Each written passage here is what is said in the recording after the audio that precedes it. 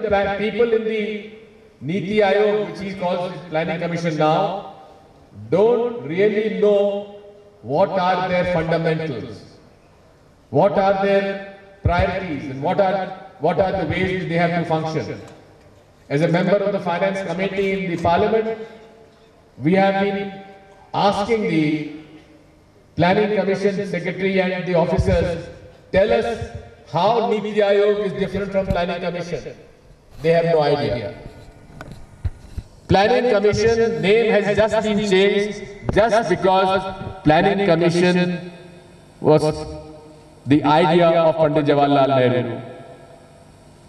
He brought in the planned development to this country through 5-year plans. And can any country progress without planning for the future? Can any country progress without deciding where the money should go to? These are the issues which we have to look on the issue of socialism. The present government in India, in Delhi, is only trying to erase the legacy of Pandit Jawaharlal Nehru, and that is something which we have to safeguard.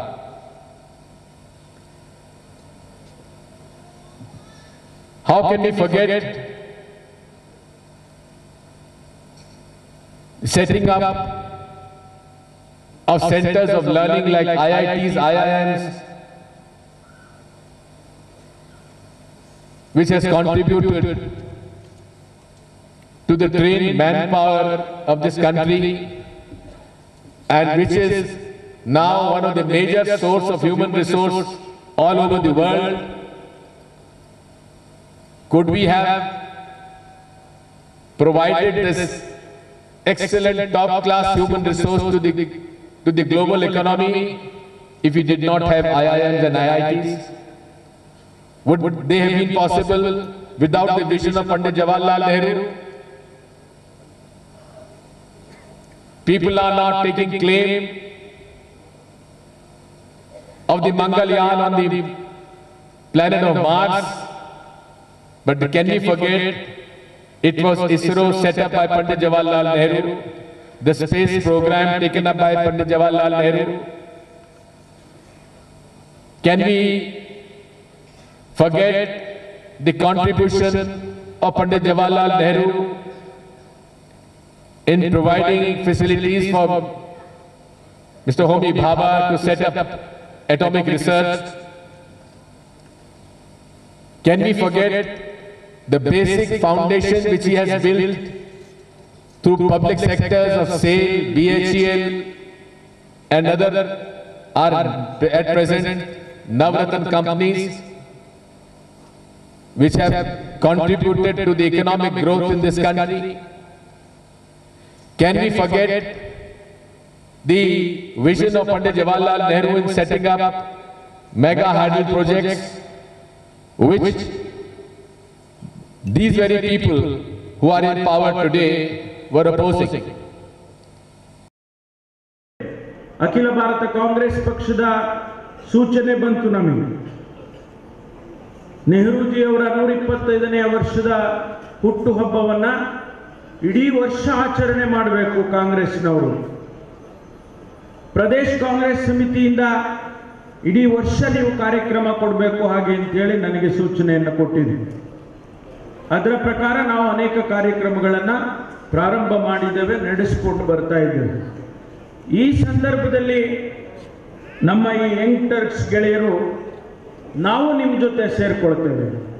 ಒಂದು ಉತ್ತಮವಾದ ಕಾರ್ಯಕ್ರಮ, ಒಂದು ನೆನಪಿನ ಕಾರ್ಯಕ್ರಮ, ಒಂದು ಅರ್ಥಗರ್ಭಿತವಾದ ಕಾರ್ಯಕ್ರಮವನ್ನು ಮಾಡ್ತೇವೆ ಅಂತ ಹೇಳಿ ಅವರು ನನ್ನ ಜೊತೆ ಚರ್ಚೆ ಮಾಡಿದಾಗ ನಾನು ಹೇಳಿದೆ ಅವರಿಗೆ, ನೆಹರೂರವರ ಈ ಹುಟ್ಟು ಹಬ್ಬದ ಕಾರ್ಯಕ್ರಮ ಬಹಳ ಯಶಸ್ವಿ ಆಗಬೇಕಾದ್ರೆ ಅವರ ವಿಚಾರಧಾರೆಗಳನ್ನು ಇವತ್ತು ನಮ್ಮ ಪ್ರಸ್ತುತ ಸಮಾಜಕ್ಕೆ, ಅದರಲ್ಲಿ ವಿಶೇಷವಾಗಿ ಕಾಂಗ್ರೆಸ್ಸಿಗರಿಗೆ ತಿಳಿಸ್ತಕ್ಕಂಥ ಅವಶ್ಯಕತೆ ಇದೆ. ಅದಕ್ಕಾಗಿ ಮಾನ್ಯ ದಿಗ್ವಿಜಯ್ ಸಿಂಗ್ ಅವರನ್ನ ಮತ್ತು ಯಾರಾದರೂ ಈ ವಿಷಯವನ್ನು ಚೆನ್ನಾಗಿ ತಿಳ್ಕೊಂಡಿರ್ತಕ್ಕಂಥವ್ರು, ಅರ್ಥಗರ್ಭಿತವಾಗಿ ವಿಚಾರಧಾರೆಗಳನ್ನು ನಮಗೆ ಮಂಡಿಸ್ತಕ್ಕಂಥವ್ರನ್ನ ಕರೆದು ಈ ಕಾರ್ಯಕ್ರಮ ಮಾಡೋಣ ಅಂತ ಹೇಳಿದ ಮೇಲೆ ನಮ್ಮ ಮಾನ್ಯ ರಾಮ್ ಪುನಿಯಾ ಅವರನ್ನು ಮತ್ತು ರಂಜಾನ್ ದರ್ಗಾರ್ ಅವರನ್ನು ಕರೆಸಿ ಇವತ್ತು ಕಾರ್ಯಕ್ರಮ ಮಾಡ್ತಾ ಇದ್ದಾರೆ.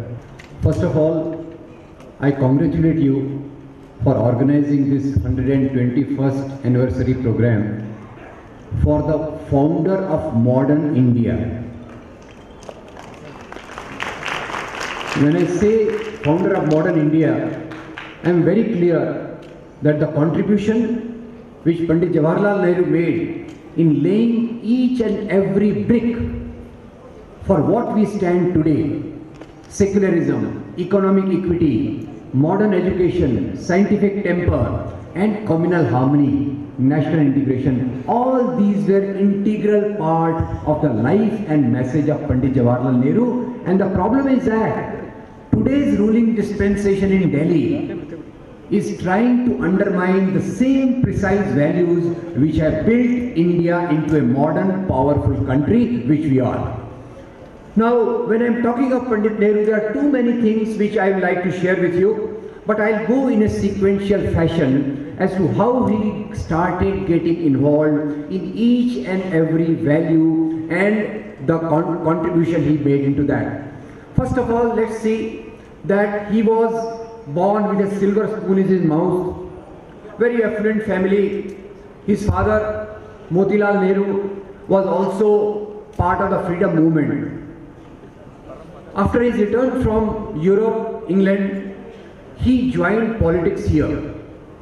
That time there were many options for a political party, not too many, but mainly speaking, there were two main streams. What were these two main streams? On one side there was a stream of Indian nationalism, and the other side there was a stream of communal nationalism. Now when I am talking of Indian nationalism, it was representing all the people of the country, irrespective of their religion, language, region and the caste. And this is what movement was being led by Mohandas Karamchand Gandhi. ವಿಶ್ವಮಾನ ನಾಯಕ ಜವಾಹರ್ಲಾಲ್ ನೆಹರು ಅವರು ಒಂದು ಸ್ಮರಣೆ ಅಂತಂದ್ರೆ ನಾನು ಭಾವಿಸಿದ್ದೇನೆ. ಅವರ 125ನೇ ವರ್ಷದ ವಾರ್ಷಿಕ ಜನ್ಮ ದಿನಾಚರಣೆ ಮತ್ತು ವಿಚಾರ ಸಂಕಿರಣದ ಈ ಸಂದರ್ಭದಲ್ಲಿ ನೆಹರು ಕೊಟ್ಟಂತ ಕೊಡುಗೆ ಭಾರತಕ್ಕೆ ಏನಿದೆ ಅದರ ಬಗ್ಗೆ ಬೆಳಕಿನ ಒಂದು ಅಧಿವೇಶನದಲ್ಲಿ ಶ್ರೀ ರಾಮ್ ಪುನಿಯಾರವರು ಮತ್ತು ದಿಗ್ವಿಜಯ್ ಸಿಂಗ್ ಅವರು ಬಹಳ ಅದ್ಭುತವಾಗಿ ಏನೇನು ಅವರ ಕಾರ್ಯಚಟುವಟಿಕೆಗಳು ಏನಿತ್ತು, ಈ ದೇಶಕ್ಕೆ ಅವರ ಕೊಡುಗೆ ಏನು, ಅವರ ಪಾತ್ರ ಏನು ಅನ್ನೋದ್ರ ಬಗ್ಗೆ ಅವರೆಲ್ಲ ಚೆನ್ನಾಗಿ ವಿವರಿಸಿದ್ದಾರೆ. ಈಗ ಮಧ್ಯಾಹ್ನ ಸಭೆಯಲ್ಲಿ ರಂಜಾನ್ ದರ್ಗಾರ್ ಅವರು ಮತ್ತು ಶ್ರೀಮತಿ ಆಶಾದೇವಿ ಅವರು ಮಾತನಾಡಿದ್ದಾರೆ. ಎಲ್ಲ ಹಿರಿಯರೇ ಮತ್ತು ಸ್ನೇಹಿತರು, ಮೂಲತಃ ನಾನು ಸಾಹಿತ್ಯದ ವಿದ್ಯಾರ್ಥಿ.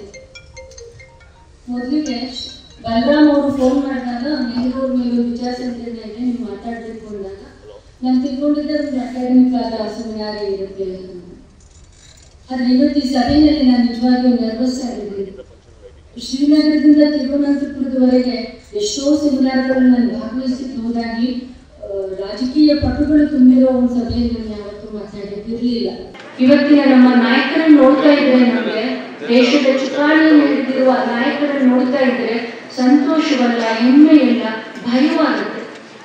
ಯಾವ ನಾಡಿನಲ್ಲಿ ದೇಶದ ಆಡಳಿತದ ಚುಕ್ಕಾಣಿಯನ್ನು ಹಿಡಿದಿರುವ ನಾಯಕತ್ವ ಭಯವನ್ನು ಹುಟ್ಟಿಸುತ್ತೋ ಅಲ್ಲಿ ಪ್ರಜಾಪ್ರಭುತ್ವವು ನಿಸ್ಸಂದೇಹವಾಗಿ ಆತಂಕದಲ್ಲಿದೆ ಅಂತಲೇ ಅರ್ಥ. ಹೀಗಾಗಿ ಇವತ್ತು ಭಾರತದ ಎಲ್ಲ ಪ್ರಜ್ಞಾವಂತ ಮನಸ್ಸುಗಳು ಕೂಡ ಈ ಆಧುನಿಕ ಭಾರತವನ್ನ ಕಟ್ಟಿದ ಘನವಾದ ವ್ಯಕ್ತಿತ್ವಗಳ ಕಡೆಗೆ ಒಂದು ಮರಳ ನೋಟವನ್ನ ಕೊಡ್ತಾ ಇದೆ ಅಂತ ನನಗೆ ಅನಿಸುತ್ತೆ. ಈ ಆಧುನಿಕ ಭಾರತದ ಕನಸನ್ನ ಕಂಡ, ಅದರ ರೂಪರೇಷೆಯನ್ನ ಹಾಕಿಕೊಟ್ಟ, ಅದನ್ನ ಸಾಧ್ಯವಾಗಿಸುವುದಕ್ಕೆ ಹಗಲಿರುಳು ಶ್ರಮಿಸಿದ ನಾಯಕತ್ವದ ಕಡೆಗೆ ಭಾರತೀಯ ಮನಸ್ಸು ಮತ್ತೆ ಮತ್ತೆ ಹೊರಡ್ತಾ ಇದೆ ಅಂತ ಅನಿಸುತ್ತೆ. ಅದರಿಂದಲೇ ಇವತ್ತು ನೆಹರು ಅವರನ್ನು ಕುರಿತು ನಡೀತಾ ಇರುವ ವಿಚಾರ ಸಂಕಿರಣ ಇದೆಯಲ್ಲ, ಇದು ಒಂದು ಸಹಜವಾದ ಪ್ರಕ್ರಿಯೆ ಅಂತ ನನಗೆ ಅನಿಸೋದಿಲ್ಲ. ಬದಲಿಗೆ ಇದಕ್ಕೊಂದು ಘನವಾದ ಪ್ರಸ್ತುತತೆ ಇದೆ ಮತ್ತು ಮಹತ್ವ ಇದೆ ಅಂತ ನಾನು ತಿಳ್ಕೊಂಡಿದ್ದೆ. ಭಾರತೀಯ ಮನಸ್ಸಿದೆಯಲ್ಲ, ಈ ಭಾರತೀಯ ಮನಸ್ಸಿಗೆ ಒಂದು ಒಳ ಎಚ್ಚರ ಯಾವಾಗಲೂ ಇರುತ್ತೆ ಅಂತ ನಾನು ತಿಳ್ಕೊಂಡಿದ್ದೀನಿ. ಈ ಭಾರತೀಯ ಸಮುದಾಯ ಅನೇಕ ದೌರ್ಬಲ್ಯಗಳಿಗೆ ಒಳಗಾಗಿದೆ, ಇಲ್ಲ ಅಂತಲ್ಲ. ಅನೇಕ ಏರಿಳಿತಗಳನ್ನ ಈ ಸಮುದಾಯ ಕಂಡಿದೆ, ಇಲ್ಲ ಅಂತಲ್ಲ. ಆದ್ರೆ ಭಾರತದ ಒಂದು ಒಳ ಎಚ್ಚರ ಇದೆಯಲ್ಲ, ಆ ಒಳ ಎಚ್ಚರ ಯಾವಾಗಲೂ ಈ ದೇಶದಲ್ಲಿ ಪ್ರಜಾಪ್ರಭುತ್ವಕ್ಕೆ ಅಪಾಯ ಬಂದಾಗೆಲ್ಲ ಅದನ್ನ ಕಾಪಾಡಿದೆ ಅಂತ ನನಗೆ ಅನ್ಸುತ್ತೆ. ಯಾಕೆ ಈ ಮಾತನ್ನ ಹೇಳ್ತಿದ್ದೀನಿ ಅಂದ್ರೆ, ಸ್ವಾತಂತ್ರ್ಯೋತ್ತರ ಭಾರತದಲ್ಲಿ ಅತ್ಯಂತ ನಿಷ್ಠುರವಾದ ವಿಮರ್ಶೆಗೆ ಒಳಗಾದ ಎರಡು ರಾಜಕೀಯ ವ್ಯಕ್ತಿತ್ವಗಳು ಅಂದ್ರೆ ಒಂದು ಗಾಂಧಿ, ಇನ್ನೊಂದು ನೆಹರು. ಹಾಗೆ ನೋಡಿದ್ರೆ ನೆಹರು ಅವರನ್ನ ಕುರಿತ ತೀವ್ರವಾದ ವಿಮರ್ಶೆಗಳು ನೆಹರು ಅವರ ಕಾಲದಲ್ಲೇ ಆರಂಭವಾಗಿದ್ದು ಮತ್ತು ಅದರ ಉದ್ಘಾಟಕರು ನಿಸ್ಸಂದೇಹವಾಗಿ ಲೋಹಿಯಾ ಆಗಿದ್ರು. ಲೋಹಿಯಾ ಅವರಿಂದ ಆರಂಭವಾದ ನೆಹರು ಅವರನ್ನ ಕುರಿತ ಈ ವಿಮರ್ಶಾತ್ಮಕವಾದ ಒಂದು ಪ್ರಕ್ರಿಯೆ ಏನಿದೆ, ಆ ಪ್ರಕ್ರಿಯೆ ಭಾರತದಾದ್ಯಂತ ಹರಡಿತು, ಇಲ್ಲ ಅಂತಲೂ ಅಲ್ಲ. ಆದ್ರೆ ಇವತ್ತಿನ ಕಾಲಘಟ್ಟದಲ್ಲಿ ನಾವು ಮತ್ತೆ ನೆಹರು ಅವರ ಕಡೆಗೆ ಯಾಕೆ ಹೊರಡ್ತಾ ಇದ್ದೀವಿ? ಒಂದು ಕಾಲದಲ್ಲಿ 60-70ರ ದಶಕದಲ್ಲಿ ಗೋಪಾಲಕೃಷ್ಣ ಅಡಿಗರು ಬರೆದ ಪದ್ಯ ನೆಹರು ಅವರ ಮೇಲೆ, ನೆಹರು ನಿವೃತ್ತರಾಗುವುದಿಲ್ಲ, ಇದ ತಿಳಿದ ಷೇರುದಾರರೇ ಕೇಳಿ ಕೇಳಿ 10% ಮೋಸವಿಲ್ಲ ಅನ್ನುವ ಪದ್ಯ ಬಹಳ ಪ್ರಿಯವಾಗಿತ್ತು ಎಲ್ರಿಗೂ. ಯಾಕೆ ಅಂದ್ರೆ ನೆಹರು ಅವರು ಎಲ್ಲೋ ಬಂಡವಾಳಶಾಹಿಗಳ ಪರವಾಗಿದ್ದಾರೇನೋ ಅನ್ನೋ ಒಂದು ಸಣ್ಣ ಅಪನಂಬಿಕೆಯಲ್ಲಿ ಮತ್ತು ಇಡೀ ಭಾರತ ಎಡಪಂಥೀಯರ ಮತ್ತು ಸಮಾಜವಾದಿಗಳ ಪ್ರಭಾವದಲ್ಲಿ ಸಿಕ್ಕಿದ ಕಾಲಘಟ್ಟದಲ್ಲಿ ಹಾಗನ್ಸಿದ್ದು ನಿಜ. ಆದ್ರೆ ಇವತ್ತು ನೆಹರು ಅವರನ್ನ ನಾವು ಮತ್ತೆ ನೋಡ್ತಾ ಇರುವ ಹೊತ್ತಿನಲ್ಲಿ ಇಲ್ಲಿಯ ತನಕ ಭಾರತದ ಮನಸ್ಸು ಮತ್ತು ಭಾರತದ ರಾಜಕೀಯ ತಾತ್ವಿಕತೆ ಸರಿಯಾಗಿ ಗ್ರಹಿಸದೇ ಇದ್ದ ನೆಹರು ಅವರ ತಿಳುವಳಿಕೆ, ಅವರ ದೂರದರ್ಶಿತ್ವ, ಅವರ ಕನಸುಗಾರಿಕೆ ಅವೆಲ್ಲೂ ಇವತ್ತು ಮುಖ್ಯ ಆಗ್ತಿದೆ ಅಂತ ನಾನು ತಿಳ್ಕೊಂಡಿದ್ದೀನಿ. ವೇದಿಕೆಯ ಮೇಲೆ ಇರುವ ಎಲ್ಲ ಗಣ್ಯರಿಗೆ ತಮ್ಮೆಲ್ಲರಿಗೆ ಜವಾಹರ್ಲಾಲ್ ನೆಹರು ಅವರ 125ನೇ ಜನ್ಮದಿನದ ನೆನಪಿಗಾಗಿ ಈ ಒಂದು ನನ್ನ ಪ್ರಕಾರ ಅದ್ವಿತೀಯ ಸಭೆಯನ್ನು ನಮ್ಮ ಯಂಗ್ಟರ್ಸ್ ಗೆಳೆಯರಲ್ಲಿ ಏರ್ಪಡಿಸಿದ್ದಾರೆ. ಈ ಒಂದು ನಾನು ಹರಿಪ್ರಸಾದ್ ಅವರಿಗೆ ಮನವಿ ಮಾಡಿದ್ದೀನಿ, ಈ ಮೆಸೇಜ್ ಅನ್ನ, ಈ ಸಂದೇಶವನ್ನ ತಾವು ಇಡೀ ದೇಶಕ್ಕೆ ಒಯ್ಯಬೇಕು. ಯಾಕಂದ್ರೆ ಈ ಕಾಲಘಟ್ಟದಲ್ಲಿ ಕೇವಲ ಭಾರತ ಅಲ್ಲ, ಇಡೀ ಜಗತ್ತಿನಲ್ಲಿ ನೆಹರು ಅವರ ವಿಚಾರಗಳ ಒಂದು ಚಿಂತನೆ ನಡೀಬೇಕಾಗಿದೆ. ಅದು ನಡೀದೇ ಹೋದ್ರೆ ಜಗತ್ತು ಮತ್ತೆ ಫ್ಯಾಷನ್ ಕಡೆ ಹೋಗುವ ಎಲ್ಲ ಸಾಧ್ಯತೆಗಳಿದ್ದಾವೆ. ಜಗತ್ತಿನ ಇತಿಹಾಸವನ್ನು, ಇವತ್ತಿನ ಪ್ರಚಲಿತ ಸಮಸ್ಯೆಗಳನ್ನು ನೋಡ್ತಾ ಇದ್ದೇವೆ.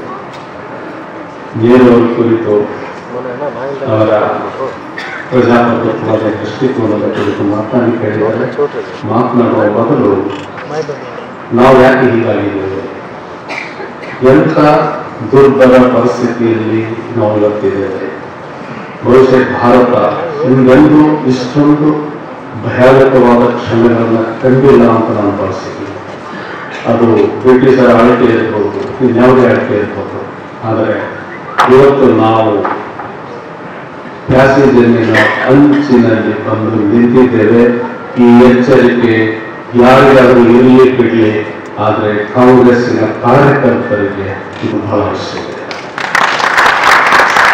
ಬಹಳಷ್ಟು ವರ್ಷಗಳ ನಂತರ ಇಂತಹ ಒಂದು ವಿಚಾರವಂತರ ಸಭೆಯಲ್ಲಿ ಭಾಗವಹಿಸತಕ್ಕಂಥ ಭಾಗ್ಯವನ್ನು ಒದಗಿಸಿಕೊಟ್ಟಂತಹ ಯಂಗ್ ಟರ್ಕ್ಸ್ ಮತ್ತು ಅದರ ಪ್ರೇರಕರಿಗೆ ನಾನು ಕೃತಜ್ಞತೆಗಳನ್ನ ಒಬ್ಬ ಕಾಂಗ್ರೆಸ್ ಸದಸ್ಯನಾಗಿ ನಿಮಗೆ ಅರ್ಪಣೆ ಮಾಡಿ ಬಯಸ್ತೇನೆ. Every adult need a child to teach. Every adult need a child to teach. That is how adult learn. ಅಂತಕ್ಕಂಥ ಒಂದು ಮಾತಿದೆ. ಬಹುಶಃ Young Turks, former office bearers of Karnataka Pradesh Youth Congress and frontal organizations, ಇವರೆಲ್ಲರೂ ಸೇರಿ they have started teaching us the history of Congress, the philosophy of Congress, legacy of Congress, and our vision and action. ಹೇಗಿರಬೇಕು, ಏನಾಗಬೇಕು, ನಮ್ಮ ಇತಿಹಾಸ ಏನು, ನಮ್ಮ ನಾಯಕರುಗಳ ಆ ಸಿದ್ಧಾಂತಗಳೇನು, ಕಾಂಗ್ರೆಸ್ ಸಿದ್ಧಾಂತಗಳೇನು ಅಂತಕ್ಕಂಥ ಒಂದು ವಿಚಾರವನ್ನ ಇವತ್ತು ಪ್ರಪ್ರಥಮ ಬಾರಿಗೆ ಬಹುಶಃ ನನ್ನ ಸಾರ್ವಜನಿಕದ 35 ವರ್ಷಗಳ ಅನುಭವದಲ್ಲಿ ಮೊದಲನೇ ಸಾರಿ ಭಾಗವಹಿಸ್ತಾ ಇದ್ದೇನೆ. ಅದಕ್ಕೆ ನಾನು ಹೇಳಿದ್ದು ಇವಾಗ attend needed activity that is attend done ಅಂತ ಹೇಳಿ. ನೀವು ಹಿರಿಯರಾಗಿದ್ರು ಸಹ ನಿಮ್ಮ ಆ ಸಿದ್ಧಾಂತದ ಬೇರುಗಳು ಇನ್ನು ಭದ್ರವಾಗಿರೋದ್ರಿಂದ ಇವತ್ತು ಸಹ ನೀವು ಕಾಂಗ್ರೆಸ್ನಲ್ಲಿ ಇದ್ದೀರಾ ಅನ್ನೋದಕ್ಕೆ ಇದೊಂದು ಉದಾಹರಣೆ ಅಂತಕ್ಕಂಥ ಮಾತನ್ನ ಈ ಸಂದರ್ಭದಲ್ಲಿ ಹೇಳಿ ಬಯಸ್ತೇನೆ. ಸ್ವಾತಂತ್ರ್ಯ ಬಂದ ನಂತರ ಅಥವಾ ಸ್ವತಂತ್ರ ಪೂರ್ವದಲ್ಲಿ ಮತ್ತು ಸ್ವತಂತ್ರ ಬಂದಂತಹ ದಿನಗಳಲ್ಲಿ ಆ ಸಾರ್ವಜನಿಕ ಉದ್ದಿಮೆಗಳನ್ನ ಪಬ್ಲಿಕ್ ಸೆಕ್ಟರ್ಸ್ ಪಂಡಿತ್ ಜವಾಹರ್ಲಾಲ್ ನೆಹರು ಏನ್ ಹೇಳಿದ್ರು, schools and colleges are modern temples of free India ಅಂತ ಹೇಳಿದ್ರು. ಸ್ವತಂತ್ರ ಭಾರತದ ಆಧುನಿಕ ದೇವಾಲಯಗಳು ಎಲ್ಲ ಜಾತಿ ಎಲ್ಲ ಧರ್ಮ ಎಲ್ಲರೂ ಸಹ ಹೋಗ್ತಕ್ಕಂಥ ಯಾವ್ದಾದ್ರು ಒಂದು ದೇವಾಲಯ ಇದೆ ಅಂತ ಹೇಳಿದ್ರೆ ಅದು ವಿಶ್ವವಿದ್ಯಾಲಯಗಳು, ಸ್ಕೂಲ್ಗಳು, ಕಾಲೇಜ್ಗಳು ಅಂತ ಹೇಳಿದ್ರು. ಅಷ್ಟಕ್ಕೆ ಮಾತ್ರ ನಿಲ್ಲಿಲ್ಲ. ಬೇರೆ ಚಿತ್ರಗಳನ್ನು ನೋಡಿದಾಗ ಇನ್ನೊಂದು ಕಡೆ ಆ ಒಂದು ಡ್ಯಾಮ್ಗಳಿರ್ಬೋದು. ಬಹುಶಃ ಇವೆಲ್ಲರ ಪರಿಕಲ್ಪನೆಯ ಅಂದಿನ ಪಂಚವಾರ್ಷಿಕ ಯೋಜನೆ ಇವತ್ತು ಇರ್ತಕ್ಕಂಥದ್ದಾಗಿದೆ. ಯಂಗ್ ಟರ್ಕ್ಸ್ನ ಆಶ್ರಯದಲ್ಲಿ ಜವಾಹರ್ಲಾಲ್ ನೆಹರೂರವರ 125ನೇ ಸಂಸ್ಮರಣೆ ಮತ್ತು ವಿಚಾರ ಸಂಕಿರಣದ ಸಮಾರೋಪ ಸಮಾರಂಭದಲ್ಲಿ ಭಾಗವಹಿಸಲಾಗಿರ್ತಕ್ಕಂಥ ಜನಪ್ರಿಯ ಮುಖ್ಯಮಂತ್ರಿಗಳಾದ ಸಿದ್ದರಾಮಯ್ಯ ಅವರ ತಮ್ಮೆಲ್ಲರ ಸಮ್ಮುಖದಲ್ಲಿ ಸ್ವಾಗತ ಬಯಸ್ತಾ ಇದ್ದೇನೆ.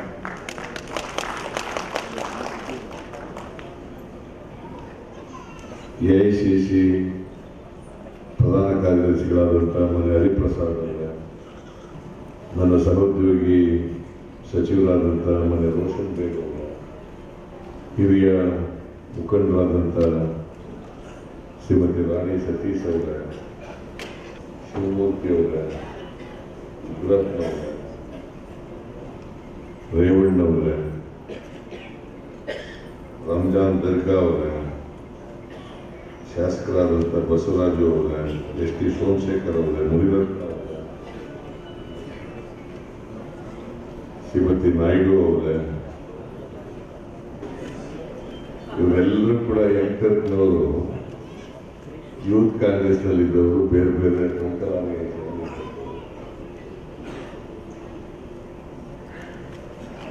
ಪಕ್ಷಕ್ಕಾಗಿ ಅನೇಕ ವರ್ಷಗಳ ಕಾಲ ಕೆಲಸ ಮಾಡುವಂಥವ್ರು. ಈಗಲೂ ಕೂಡ ಪಕ್ಷದ ಸಂಘಟನೆಯಲ್ಲಿ ತಮ್ಮನ್ನು ತೊಡಗಿಸ್ತಿದ್ದಾರೆ. ಅವರು ಯಂಗ್ಟರ್ ಕೇಸಿನಲ್ಲಿ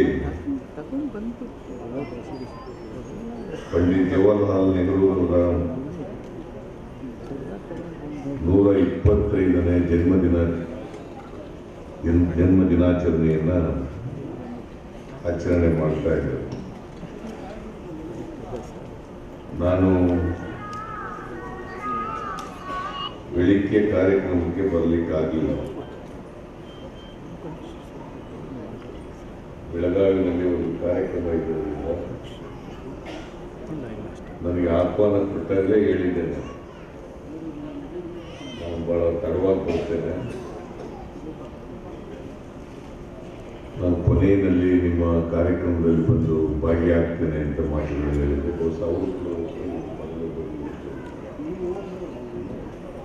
ಪಕ್ಷದ ವತಿಯಿಂದ ಈಗಾಗಲೇ ನೆಹರೂರವರ 125ನೇ ಜನ್ಮದಿನಾಚರಣೆಯನ್ನು ಆಚರಣೆ ಮಾಡಿ ಕಾಂಗ್ರೆಸ್ ಕಚೇರಿಯಲ್ಲಿ ಜನ್ಮದಿನಾಚರಣೆಯನ್ನು ಆಚರಣೆ ಮಾಡಿ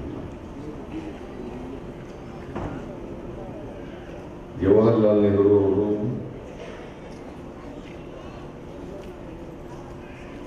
ಈ ದೇಶದ ಮೊದಲನೇ ಪ್ರಧಾನಮಂತ್ರಿ ಆಗಿದ್ದರು. 17 ವರ್ಷಗಳ ಕಾಲ ದೀರ್ಘವಾಗಿ ಪ್ರಧಾನಮಂತ್ರಿ ಆಗಿದ್ದರು.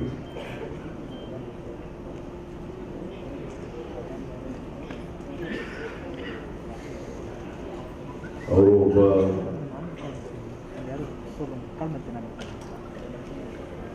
ಬುದ್ಧಿಜೀವಿ ಪ್ರಧಾನಮಂತ್ರಿ ಆಗಿದ್ರು ಅಂತಕ್ಕಂಥದ್ದನ್ನು ಇವತ್ತು ನಾವು ನೆನಪಬೇಕಾಗ್ತದೆ. ಎಲ್ಲ ಪ್ರಧಾನಮಂತ್ರಿಗಳು ಇಂಟೆಲೆಕ್ಚುಯಲ್ಸ್ ಅಲ್ಲ, ಆದರೆ ನೆಹರೂರವರು ಒಬ್ಬ ಬುದ್ಧಿಜೀವಿ ಅಂತ ಒಂದು ಪ್ರಧಾನಮಂತ್ರಿಯನ್ನು ನಾವು ಮೊದಲನೇ ಪ್ರಧಾನಮಂತ್ರಿಯಾಗಿ ಪಡೆದಿದ್ದು ಅಂತಕ್ಕಂಥದ್ದು ನಮ್ಮೆಲ್ಲರ ಹೆಮ್ಮೆಯ ವಿಚಾರ.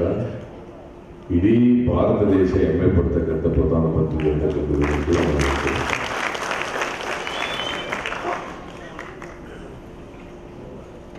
ಅವರು ಮಹಾತ್ಮ ಗಾಂಧೀಜಿಯವರ ಜೊತೆಯಲ್ಲಿ ಹೆಗಲಿಗೆ ಹೆಗಲು ಕೊಟ್ಟು ಸ್ವಾತಂತ್ರ್ಯ ಹೋರಾಟದಲ್ಲಿ ಸಂಪೂರ್ಣವಾಗಿ ತೊಡಗಿಸಿಕೊಂಡಿರು. ಒಂದು ನಾವು ಇವತ್ತು ಗಾಂಧೀಜಿಯವರ ಜೊತೆಯಲ್ಲಿ ಅವರ ಒಡನಾಟ ಎಷ್ಟು ಮಟ್ಟಿಗೆ ಇತ್ತು ಅಂತಂದ್ರೆ, ಮೋತಿಲಾಲ್ ನೆಹರೂರವರು ಸ್ವರಾಜ್ ಪಕ್ಷ ಕಟ್ಟಿದ್ರು ಕೂಡ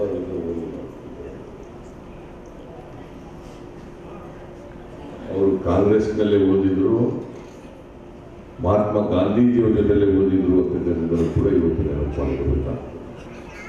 ಕಾಂಗ್ರೆಸ್ಸಿನ ಅಧ್ಯಕ್ಷರಾಗಿ ಸ್ವಾತಂತ್ರ್ಯ ಪೂರ್ವದಲ್ಲಿ ಕಾಂಗ್ರೆಸ್ ಪಕ್ಷವನ್ನು ಕಟ್ಟತಕ್ಕಂಥ ಸ್ವಾತಂತ್ರ್ಯ ಹೋರಾಟಕ್ಕೆ ಅಣಿಗೊಳಿಸ್ತಕ್ಕಂಥ ಕೆಲಸವನ್ನು ಜವಾಹರ್ಲಾಲ್ ನೆಹರು ಅವರು ಮಾಡಿದ್ರು ಅಂತಕ್ಕಂಥದ್ದು ಕೂಡ ಇವತ್ತು ಇತಿಹಾಸ.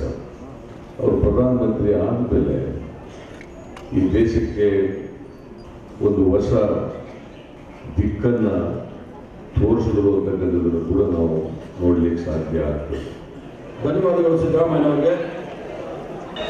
ಇಲ್ಲಿ ಸೇರಿದಂತ ಎಲ್ಲ ಮಹಾಜನಗಳೇ, ಕಾಂಗ್ರೆಸ್ ಪಕ್ಷದ ಅಣ್ಣ ತಮ್ಮಂದಿರೇ, ಕರ್ನಾಟಕ ರಾಜ್ಯದ ಮುಖ್ಯಮಂತ್ರಿಗಳು, ನಮ್ಮ ನಿಮ್ಮೆಲ್ಲ ಜನಪ್ರಿಯ ನಾಯಕರಾದ ಸಿದ್ದರಾಮಯ್ಯ ಅವರು ಬಂದು ಈ ಕಾರ್ಯಕ್ರಮವನ್ನು ಅವರಿಗೆ ತಮ್ಮೆಲ್ಲರ ಪರವಾಗಿ ವಂದನೆಗಳನ್ನು ಅರ್ಪಿಸ್ತಾ ಇದ್ದೇನೆ. ಹಾಗೂ ಕರ್ನಾಟಕ ರಾಜ್ಯದ ಇನ್ಫಾರ್ಮೇಶನ್ ಮತ್ತು ಬ್ರಾಡ್ಕಾಸ್ಟಿಂಗ್ ಅವರಿಗೂ ಸಹ ವಂದನೆಗಳನ್ನು ಅರ್ಪಿಸುತ್ತಾ, ಮತ್ತು ಈ ಕಾರ್ಯಕ್ರಮಕ್ಕೆ ಬಂದಿರತಕ್ಕಂಥ ರೇವಣ್ಣನವರು ಮತ್ತು ಶಾಸಕರಾದ ಮತ್ತು ರಾಣಿ ಸತೀಶ್ರವರು, ಶಿವಮೂರ್ತಿರವರು ಹಾಗೂ ಎಲ್ಲ ಮುಖ್ಯವಾಗಿ ನಮ್ಮ ಬಿ.ಕೆ. ಹರಿಪ್ರಸಾದ್ ಅವರ ಒಂದು ಈ ನೇತೃತ್ವದಲ್ಲಿ ಕಾರ್ಯಕ್ರಮವನ್ನು ನಡೆಸಿಕೊಟ್ಟಿದ್ದಕ್ಕಾಗಿ ಅವರಿಗೂ ಸಹ ವಂದನೆಗಳನ್ನು ಅರ್ಪಿಸುತ್ತಾ, ರಾಜ್ಯದ ಎಲ್ಲ ಚೇರ್ಮನ್ಗಳು, ಜಯನಗರ ಅವರು ಹಾಗೂ ಸೋಮಶೇಖರ್ ಅವರು ಎಲ್ಲರಿಗೂ